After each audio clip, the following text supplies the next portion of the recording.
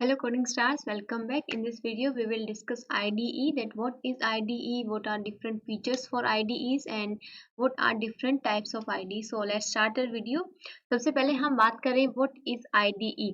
तो IDE जो है, ID stands for Integrated Development Environment, यानी कि एक ऐसा टूल IDE वो होता है जिसपे हम अपना सोर्स कोड जो है वो लिख सकते हैं और बाकी अदर जो भी वर्क है वो भी हम करवा सकते हैं। जैसे कि अगर हम व्हाट्सएप की बात करें तो व्हाट्सएप एक टूल ही है हमारे पास जिसके थ्रू हम जो मैसेजेस हैं उनको शेयर कर सकते हैं।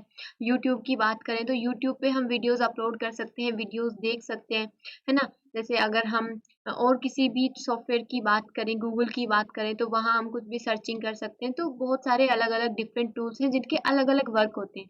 तो सेम एज़ आईडीई भी एक ऐसा टूल है, एक ऐसा सॉफ्टवेयर है जिस पे डेवलपर अपना जो भी प्रोग्रामिंग लैंग्वेज का कोड है वो वहाँ पे लिखते हैं।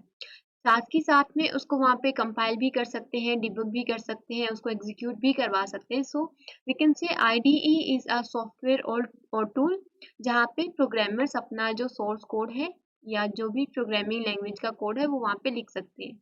ओके, तो इसके कुछ फीचर्स की अगर हम बात करें तो सबसे पहले सोर्स कोड एडिटर, सबसे पहले हम जो अपना कोड है जिस भी प्रोग्रामिंग लैंग्वेज में है वो हम वहाँ पे लिख सकते हैं। सबसे पहला कोड कंप्लीशन, जैसे अगर कुछ आईडीईज की हम बात करें, अब सबसे पहले हम ये डिस्कस कर लेते हैं कि सपोज हमारे पास आईडीई नहीं होता तो हमें क्या क्या प्रॉब्लम्स होती। तो सबसे पहले हमें अपना कोड लिखने के लिए एक एडिटर चाहिए होता है, यानी कि कोई ऐसा टूल जिसपे हम अपना कोड लिख सकें, राइट।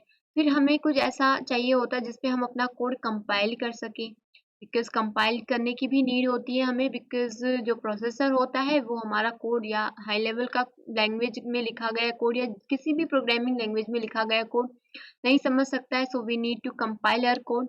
कंपाइल के लिए एक अलग टूल हमें रिक्वायरमेंट होती है, एक अलग टूल की।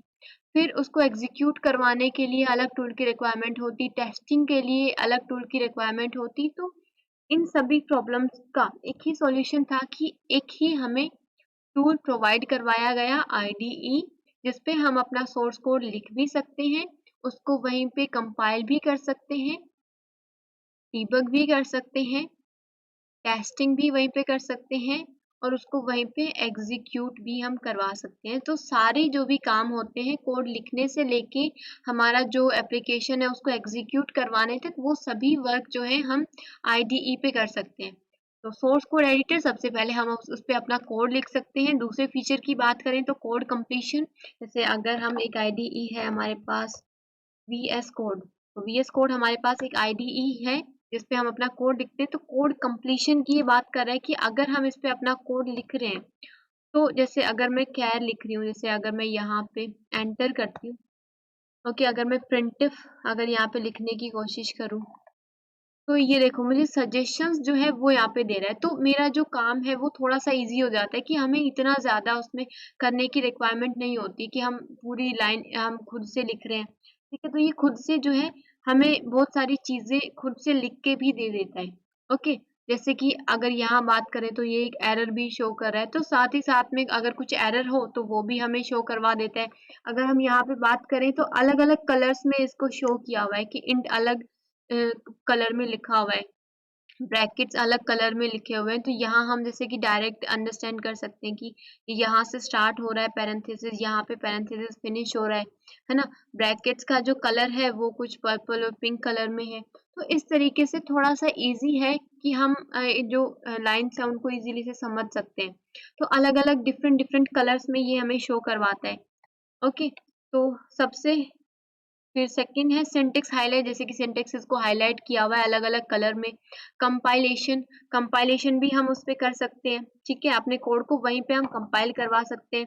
टेस्टिंग भी हम कर सकते हैं साथ में, और साथ में डिबगिंग भी हम उसी टूल पे कर सकते हैं। तो डिफरेंट आईडीईज भी है, जैसे कि अभी हमने यूज़ किया था वीएस कोड, ठीक है। फिर डिफरेंट टाइप्स हैं, टाइप्स की हम बात कर लेते हैं। अगर सबसे पहले हम बात करें तो मल्टी लैंग्वेज आईडीईज हमारे पास होते हैं, यानी कि ऐसे आईडीई जो कि मल्टीपल प्रोग्रामिंग लैंग्वेजेस को सपोर्ट करते हैं। जैसे कि अगर वीएस कोड की बात करें जो कि अभी अभी हमने ओपन करके देखा, तो इस पे हम अपने सी प्रोग्रामिंग लैंग्वेज का, सी प्लस प्लस का, जावा का, पाइथन का, यानी कि डिफरेंट प्रोग्रामिंग लैंग्वेजेस को ये सपोर्ट करता है। इन सभी का कोड हम इस पे लिख के और एग्जीक्यूट करवा सकते हैं, कंपाइल करवा सकते हैं। ओके, जैसे कि फिर एक्लिप्स हो गया, नेटबीन्स हो गया, कोमोडो हो गया, ये ऐसे आईडीईज हैं कुछ जो कि मल्टीपल लैंग्वेजेस को सपोर्ट करते हैं। फिर कुछ आईडीईज हैं जो कि पर्टिकुलर एक ही स्पेसिफिक लैंग्वेज को सपोर्ट करते हैं। जैसे कि इंटेलिजे आइडिया की बात करें तो ये ओनली जावा लैंग्वेज को सपोर्ट करता है। पाईचार्म की बात करें तो ये पाइथन लैंग्वेज को ही सपोर्ट करता है। अगर हम रूबी माइंस की बात करें तो वो रेल्स लैंग्वेज को सपोर्ट करता है। तो कुछ ऐसे आईडीई हैं जो मल्टीपल लैंग्वेजेस को सपोर्ट करते हैं, कुछ ऐसे हैं जो कि किसी स्पेसिफिक प्रोग्रामिंग लैंग्वेज को ही सपोर्ट करते हैं। अब अगर थर्ड की बात करें, मोबाइल डेवलपमेंट आईडीईज जिनके थ्रू हम मोबाइल डेवलपमेंट कर सकते हैं, जैसे एंड्रॉयड स्टूडियो की बात करें तो ये एंड्रॉयड एप्लीकेशंस को डेवलप करने के लिए यूज़ किया जाता है। एक्स कोड की बात करें तो ये आईओएस एप्लीकेशंस को बिल्ड करने के लिए यूज़ किया जाता है। सो वी हैव डिफरेंट आईडीईज जिस पे हम अपना कोड लिख सकते हैं, कंपाइल कर सकते हैं, डिबग कर सकते हैं, उसकी टेस्टिंग कर सकते हैं, उसको वहाँ पे एग्जीक्यूट करवा सकते हैं। सो आई होप आप लोगों को समझ आया हो कि आईडीई क्या होते हैं। अगर वीडियो पसंद आया हो तो लाइक